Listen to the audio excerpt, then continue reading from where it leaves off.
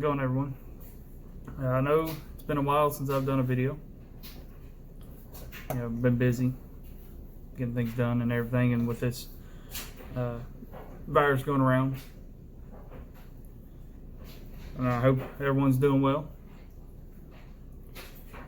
Now today, we're going to be tying a elk hair caddis.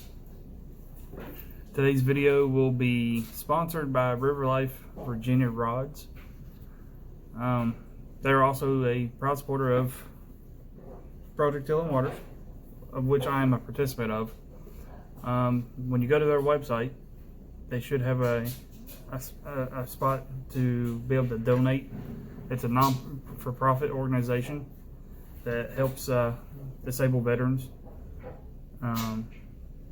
Essentially, it teaches disabled veterans on how to fly fish and how to tie flies. Since it is an extremely effective form of therapy, it's, in my honest opinion, it's definitely helped me. But yeah, if you feel so inclined, please donate. We could always, use the help. So today we're actually going to be tying on a much larger hook than what we normally would for these elk hair caddis.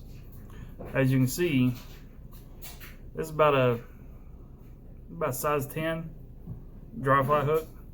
I normally tie these on a size 16, and I'm telling you, when the caddis hatch is on, it's on, and this pattern produces.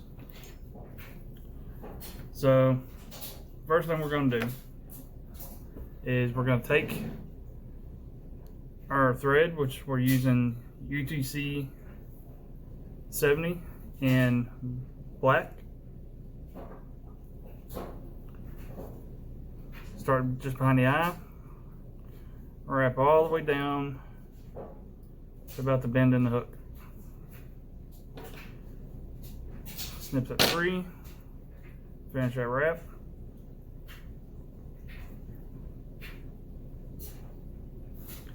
And you're going to stop where the barb of the hook is. If you're fishing barbless, you should stop where the barb of the hook should be. Next, we're going to take some tinsel. I'm using silver. You can use gold depending on what color you're going for. Tie that in. Come on back to where I tied that in at. Next, you're going to take a piece of hackle. Now, I use these hackle gauges, and for a size 10 hook, you're going to actually take your hackle and wrap it around this right here, and it'll show you the appropriate size for the size hook that you're using. And so when I do that, that gives me perfect size 10.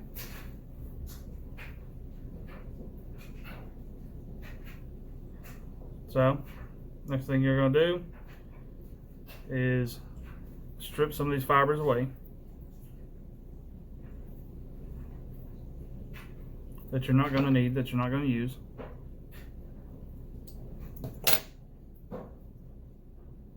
Alright, you're going to tie it on the side facing you. See, the hackle has a shiny side and a dull side. You want that dull side facing away. But you want the tie on the side of the shank that's closest to you. So, get a loose rope just to start it, and then get that tied in. Come back and start about just a little bit past half the bend or half the hook. So next step is you should really use. A lot of people like using the dry fly dubbing. That's probably more suitable, but I really like using this Awesome Possum. It's a nymph dubbing, but I like it better. I've got some dry fly dubbing, which I don't think I have right on hand, but it's all right because I was intending on using Awesome Possum in the first place. I just think it does better. And if you're worried about it collecting, getting soaked with water and everything, you can use a floating. Spritz it down with some floating, and you should be fine. I'll put some of this dubbing wax here.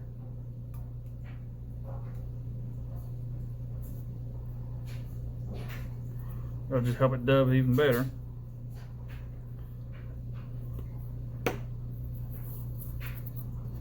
I always start with a little bit at a time. It's a lot harder to take some off than it is to put more on. Get you a little noodle going on your thread. You don't have to worry about a perfectly tapered body. Go back to the bend and then start back up. See, like I said, it's not that big deal if you don't get it perfect.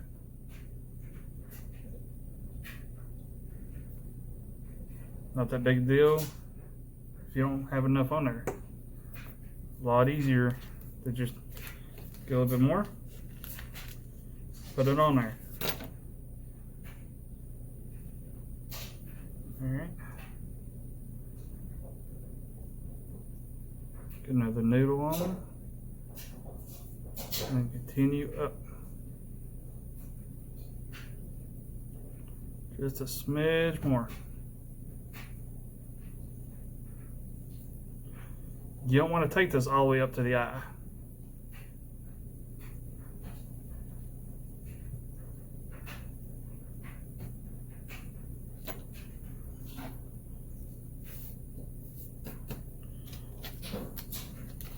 You don't want to really crowd that eye too much. You'll see why in a moment.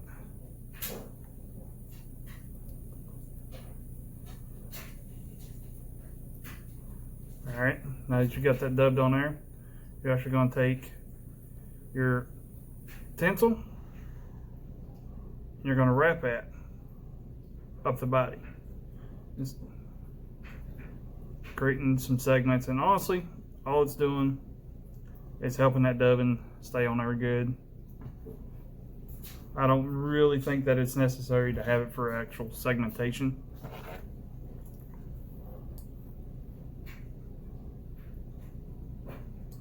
Snip that off and you're good.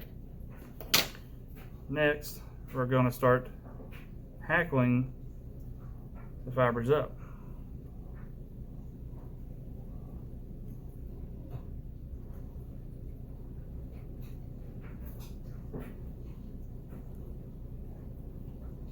Capture that.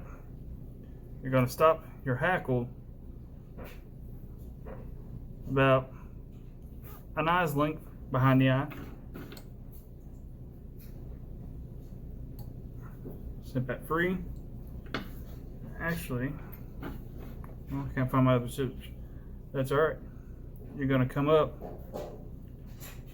and you're going to actually take your scissors and go at an angle like this and snip the top fibers of your hackle at that angle.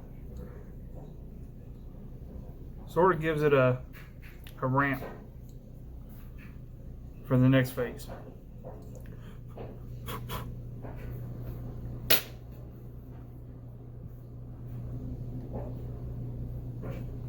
Alright. Now here comes part that some people have problems with. Gonna get you some elk hair. This is bleached elk hair. I believe it's the body. I've lost the package somewhere. But you're going to take you a chunk of that.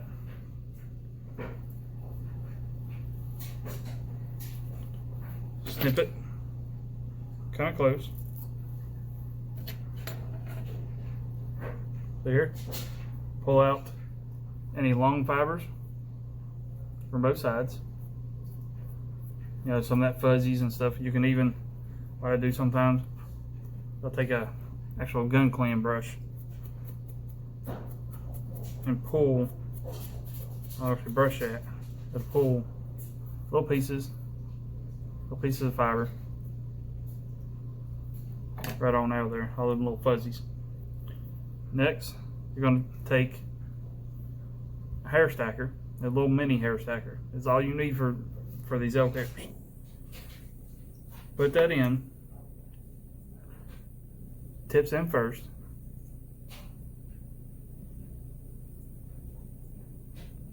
All right. Next, you're going to thump it a couple times. You're going to cover it with your finger, and you're going to thump it.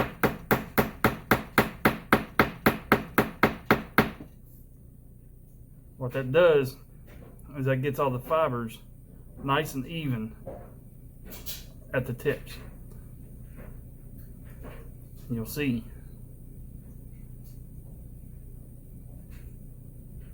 Look there. Nice even tips.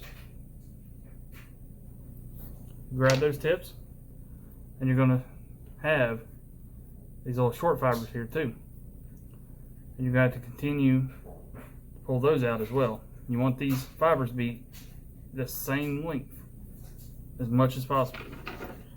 If you take your scissors, this is the wrong scissors to be using to do this. Actually, cut those fibers off. You get it fairly even.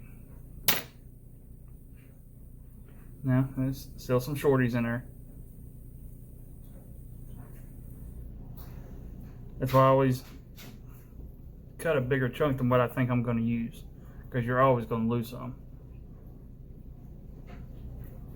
That's actually probably a little bit more than what I actually need. But it's not too bad. Alright. So, you want your fiber, you want your elk hair to extend past the bend of the hook just slightly. Bring your thread up and around. I do a slight pinch wrap just to get it on there. Another loose wrap. And another, but as each wrap gets a little tighter and tighter. I'm not trying to cut through the hair. I'm just securing it. Next, pull the ends up. Do a couple wraps around that, underneath. And then get your whip finisher.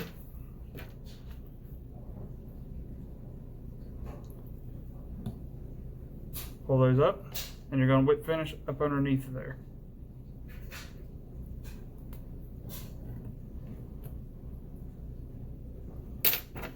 Snip your tying thread free. And now, the last step. Actually, I always consider it the hardest because sometimes I snip what I don't want to. And you're actually going to cut the ends off.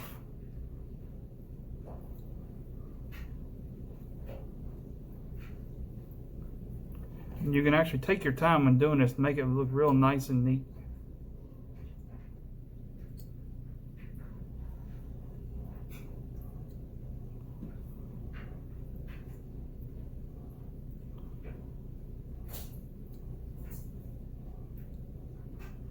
It ain't got to be perfect. Well, it can be as perfect as you want it, but the fish don't really care.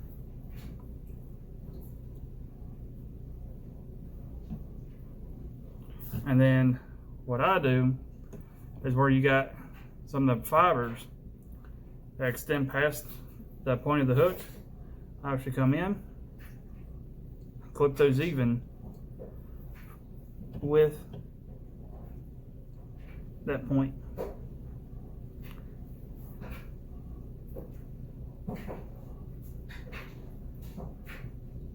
And there we go.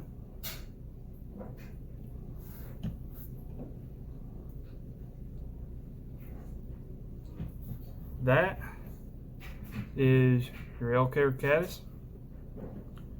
Like I said, it's a little heavy on the wings, but I've yet to see a fish that really cares.